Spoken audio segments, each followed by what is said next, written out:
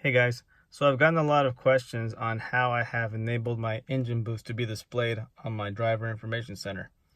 Well, it's actually really easy. You just go to your selector button here on the right hand side of your steering wheel and use the key to scroll left or to scroll right.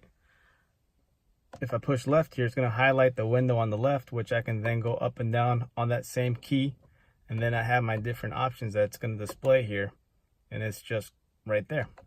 If I go to the right, I can do the exact same thing, and I can just scroll through to see, what kind of options I would like to have here. Now, both windows are exactly the same, so it's your preference as to whether you want to have the boost on the left or on the right, or just have both windows with the engine boost on there. I prefer just to keep my battery voltage here on the right, and then my boost gauge on the left. Well, that's pretty much it. And just make sure you are in the run position to go ahead and scroll through. If you have any other questions, feel free to message me.